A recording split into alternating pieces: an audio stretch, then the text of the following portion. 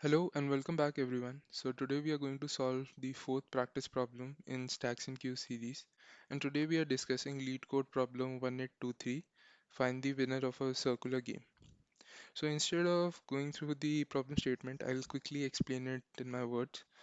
So the question says that we have a circle and there are n friends sitting in the circle. So let's say that these are the n friends sitting in the circle, and then we have been given a value k. So what we need to do is that we need to start counting from 1 or the first person, and then we need to reach the kth person. So here the k can be less than n or k can also be greater than n. So in case of k greater than n, we'll be taking more than one rounds. Since it's a circle, so the nth person wraps to the first person. So now what we are going to do, we are going to count k people. So let's say that the kth person is at index y. So we count it from here, and the kth person is at index 5. So what we'll do, we'll simply remove this person from the circle and again start counting from the y plus 1 index. So again we'll start counting from here. Let's say that the next kth person is at index x. So what we'll do, we'll remove this person from the circle and we'll again start counting from x plus 1. So we'll keep doing this until we are left with only one person in the circle. So this problem, according to me, does not belong to the medium category. It should be part of the easy category. That being said, it is still a very good practice problem. So here we will be using a queue to simulate the problem. At first, it might look like that we would need a circular queue to simulate the problem, but it can be easily done using a linear queue. So let's try to understand it using an example. So let's try it out for n equal to 7 and k equal to 3. So this problem is equivalent to that there's a circle and there are seven people, 1, 2, 3, 4, 5, 6, 7. So there are seven friends sitting in the circle, and then we need to repeatedly keep removing the third person until we are left with just one person. So first of all, we will take a queue, a linear queue, and we will enqueue all the friends in this queue. So the friends will be enqueued in this order: 1, 2, 3, 4, 5, 6, and 7. And we will also keep a variable counter. So we will keep this counter to check the number of elements or number of people we have already discovered. So now what we do, we pop the first element, which is going to be 1, and we will increment the counter by 1. So the counter will be initialized as 0. Now it will be incremented to 1 because this is the first person that we have encountered in this cycle. So what do we do next is that we check if our counter is equal to k.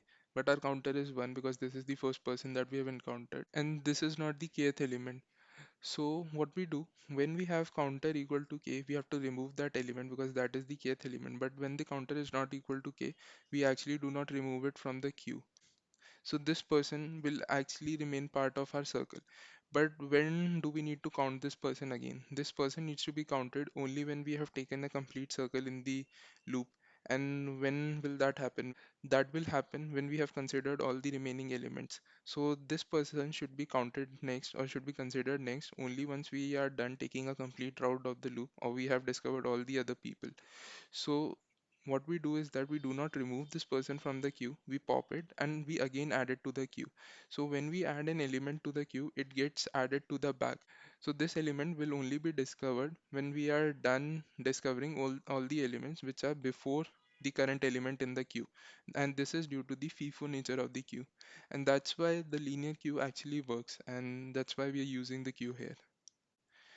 Now similarly for second element, this element will be popped and the counter will be incremented by 1. Again, this is not equal to k, so this element does not need to be removed, but it will be added at the end of the queue.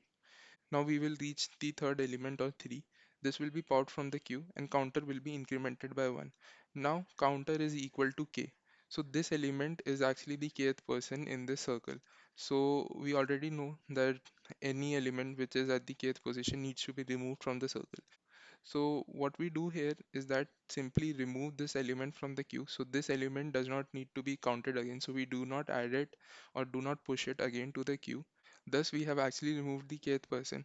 But another thing that we need to do here is that we need to reinitialize our counter as 0, or we need to change our counter to 0. This is because we have found the kth person in the first loop. Now we need to start our cycle all over again. So we will reinitialize our counter to 0. Now we will again start the same procedure. We will reach the next element, pop it from the queue, increment it by 1. So this is not the kth element. So this element gets pushed back to the queue. Again at 5, increment the counter by 1, push it back to the queue. Now we reach 6. So we pop 6, increment the counter becomes 3. Now this is again equal to k, so we have to remove this element, so we do not push it back to the queue and reinitialize our counter as 0. We will again start this loop. So as you can see that in every iteration of k length we are removing one element. So we'll keep continuing this cycle until we are left with only one element. So when the size of the queue is 1, we will break out of this loop, and the remaining element is going to be the answer. So what will be the time complexity for this algorithm? Now we can clearly see that in each iteration we are taking a round of length k, and this happens n minus 1 times, because if there are n elements, we are going to take rounds of length k minus 1 until we have removed n minus 1 elements, or until we are left with only just one element in the queue. So there are n minus 1 total rounds, and each round is of length k. So the time complexity is going to be big O of k n minus 1, or which is simply as big O of k into n. And the space complexity is pretty simple. Space complexity is going to be big O of n, because the maximum size of the queue, or the helper space that we are using, is going to be n, which is the total number of elements. So space complexity is big O of n. So now that we have understood our algorithm, let's quickly look at the code for this algorithm. So the first step is that we declare the helper space or queue that we are going to use for our algorithm.